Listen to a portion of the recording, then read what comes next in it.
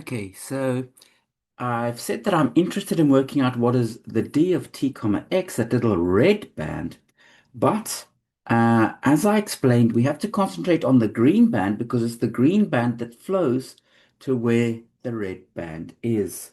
So where is the green band? Okay, so where is the green band? Okay, so that's the question that we want to ask now. So we can solve for the position of the green band by solving the following differential equation. We will say dx bar dt is equal to, and now what I'm doing is I'm starting at the red band and I want to let time flow backwards. I want to let it flow back to where it was in the past.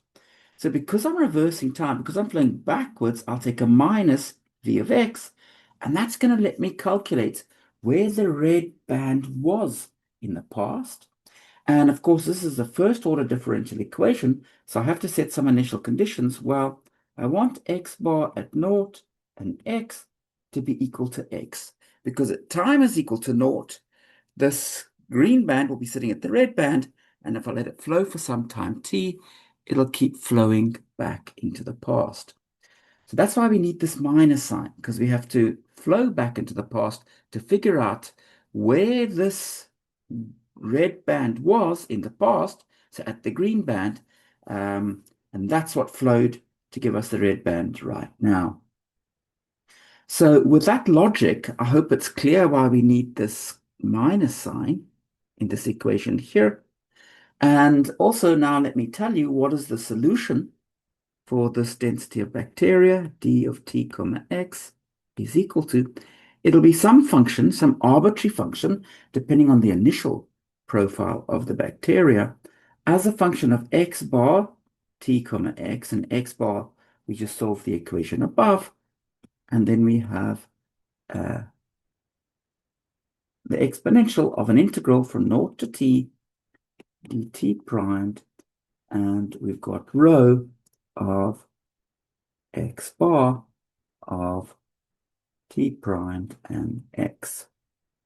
So once we've got the correct d naught, so once we pick up the correct initial slice, so that'll be the green slice, we just evolve it according to that exponential factor, that amplification, and then we get the density at the red band. And it should now be absolutely clear why we needed the minus, because we have to figure out where this red band was in the past. So that's why we need this minus. Okay, and now let's just talk about how to turn the bacteria problem directly into Kalan-Samanzik. Well, if you identify the log of P over M with T and the physical coupling with X and minus beta with V of X and 2 gamma minus 2 with the amplification rho of X, and finally the 2-point function G2 is also dependent on P, M, and the physical coupling with the density of the bacteria, then the two problems go into each other. Now, in the bacteria problem, it's easy to understand why we need this minus sign in this black boxed equation. It's because this red band was situated where the green band is a time t ago. So that's the band that we need to pick up and multiply with this exponential factor. So it's easy to understand the minus sign inside that dx bar dt is equal to minus v of x. But once you've understood the minus sign there, that is precisely the sign that we were trying to understand for the dg bar d log p over m equal to beta equation. So I hope that I've given you a nice physical way to think about the Kalan-Samanzik equation, also a way to think about the signs that appear in our running coupling equation.